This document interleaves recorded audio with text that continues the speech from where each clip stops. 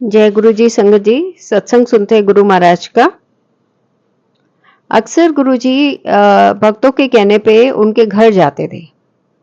गुरु जी इतने साधारण रहे हैं कि अचानक से भी अगर दो चार संगत को लेके किसी को बताया हुआ है कि मैं आ रहा हूँ, टाइम नहीं मिला उनको कुछ बनाने का प्रसाद, तो गुरु जी अगर वो चाय प्रसाद भी सर्व करते थे तो गुरु जी उसमें भी खुश रहते थे। अगर एक रोटी पे अचार भी रख के दे देते थे गुरुजी महाराज, वो भी ग्रहण करते थे बड़ी खुशी से। एक बार एक आंटी जी के घर में गए। गुरुजी तो अंतर्यामी है, सब जानते हैं कहाँ पे क्या है क्या नहीं है। आंटी जी सोच रही थी आज तो दूध भी नहीं है, चाय कैसे बनेगी, कुछ मेरा बना पड़ा भी नहीं है, गुरुजी महाराज आए हैं, प्रसाद करना चाहिए। तो उन्होंने बोला गुरुजी महाराज को कि आप को क्या आप खाएंगे। तो गुरुजी तो अंतर्यामी है, उन्हें पता था वहां पे फ्रूट पड़ा है, जूस बन सकता है, आंटी के पास जूसर भी है।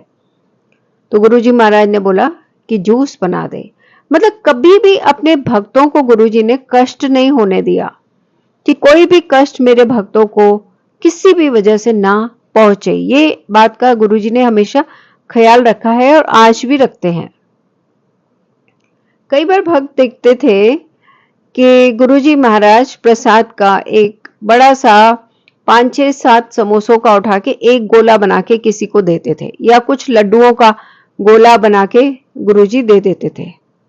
तो वो क्या होता था कि सब सोचते थे कि गुरुजी ऐसे क्यों कर रहे हैं, लेकिन लोग समझ नहीं पाते थे असल में गुरुजी उसमें अपनी एनर्जी डाल रहे होते थे। गुरुजी एनर्जी डालते हैं तो वो एनर्जी भक्तों में आती है, जिससे कि उनके अलग अलग तरह के जो हैं वो कष्ट दूर होते हैं। ऐसा भक्तों ने हमेशा देखा। देन गुरुजी महाराज कई बार भक्तों के घर जाते थे। तो एक बार एक भक्त के घर में गुरुजी गए तो वो लोग कहीं शिफ्टिंग की तैयारी में थे। अब वो शिफ्ट करने की तैयारी में थे तो उन्होंने एक शहर से दूसरे शहर, पंजाब में ही, तो उन्होंने जैसे बॉक्स बंद कर रखे थे तो अचानक से लाइट चली गई।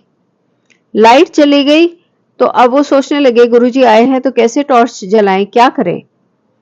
तो फिर उनको ये भी नहीं पता था कौन से बॉक्स में पैक कर दी, लेकिन गुरुजी तो अंतर्यामी है, भगवान है। गुरुजी ने एकदम से उनको कहा कि टॉर्च जो है वो बक्सा नंबर 13 में है। बड़े बड़े जो पहले ट्रंक आते थे लोहे के, वो बने हुए थे। तो गुरुजी ने कहा कि 13 नंबर बॉक्स के अंदर इमरजेंसी लाइट है। गुरुजी भगवान है, उन्हें हमें कुछ भी बताने की जरूरत नहीं है। जैसे कि कहते हैं ना, बिन बोलिया सब कुछ जानता। वो इसीलिए जानते हैं क्योंकि वो भगवान है।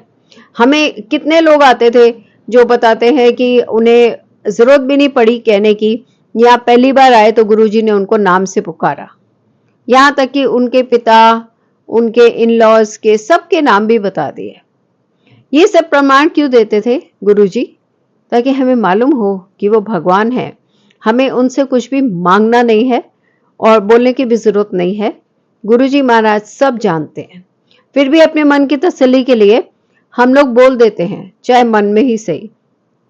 संगत जी, जितना ज्यादा हम ध्यान करेंगे गुरुजी का, जितना ज्यादा उनसे जुड़ेंगे, उतना ज्यादा हमारे गुरुजी महाराज हमारे लिए ऑफ कोर्स सभी की प्रॉब्लम दूर होती है, लेकिन कर्मों के अनुसार ही दूर होती है, ये भी गुरुजी ने कहा है। लेकिन उतनी ज्यादा कृपा हमारे ऊपर गुरुजी महाराज करते हैं।